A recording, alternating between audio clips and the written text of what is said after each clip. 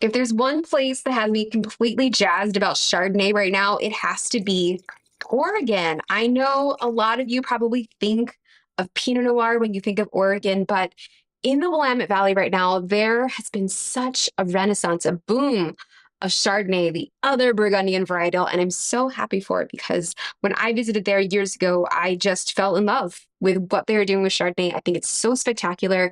And Ponzi, when you're talking about Chardonnay, has to be part of that conversation. These guys are one of the OGs in the Willamette Valley. They've been doing it for a long time. And I think what they have in the glass right here is something truly, truly unique in the Willamette Valley. So let's talk about where we are specifically. So there's a few different locations you're going to see on this label. Number one, you're going to see, of course, the Willamette Valley. By the way, it's Willamette, damn it. Number two, you're going to see Chehalem Mountains on here. That is the sub-AVA of the Willamette Valley. But then you're also going to see the Laurelwood district. Now, this is a new sub-appellation that was just established only a few years ago. And Ponzi is really responsible for that. I want you to pick up this glass right now. If you don't have it in your hand already, please, please get this in the glass. Make sure it's not too cold.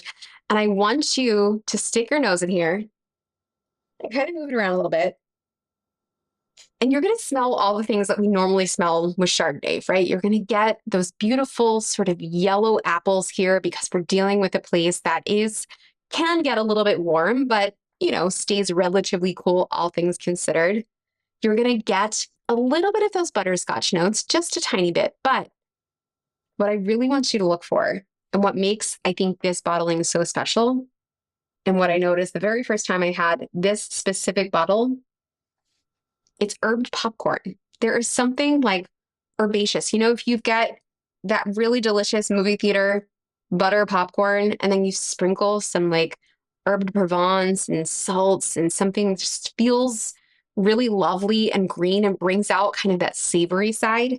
That is what's in this glass for me, both on the nose and on the palate. So as you're hunting around for different aromas, and again, make sure this is not too cold, because if it's too cold, you're probably going to miss it. It's probably not going to be there. Colder beverages are going to mute all of those beautiful aromas. So if you're hunting around and you're not finding it, warm it up. It's not quite what we think of when we think of New World, but it's also not quite what we think of when we think of Old World, like in Burgundy. I think this is what makes Oregon specifically such an incredible place for Chardonnay. It really is doing its own thing. Let's taste what's inside the glass. Do you feel how you're just salivating with that first sip? Oh, I mean, this to me is everything when you're talking about Oregon Chardonnay. You're getting all of those beautiful, ripe flavors that we love that make this wine so appealing and so alluring without the need for any sort of food or snackery or whatever you may need or not need. But what I love is that it's bolstered by this incredibly bright acidity. And this is just such a beautiful wine that I think not only speaks to place and terroir, but also to great winemaking that stays elevated, but kind of stays a little bit hands off, right? We're really letting the grapes do the work here. I think another important thing to note is that though Ponzi was for a very, very long time a family owned and operated winery in Oregon, a few years ago, a champagne house that you probably have heard of called Bollinger, the very champagne loved by James Bond and yours truly, they actually came into Oregon and purchased Ponzi. So I think that speaks volumes about the winery and about what is capable in Oregon when it comes to not only Pinot Noir, but also Chardonnay. On the food pairing front, I mean, if you wanted to go full in on this pairing, and lean into that herbed popcorn thing that I was talking about, I think that's a very appropriate pairing here. I love popcorn and Chardonnay. It's one of my favorite pairings of all time. So if you wanted to go that route, I would definitely sprinkle some like herbs and spices and stuff on there, but you could go solo. That's fine too. Some cheesy popcorn would also work.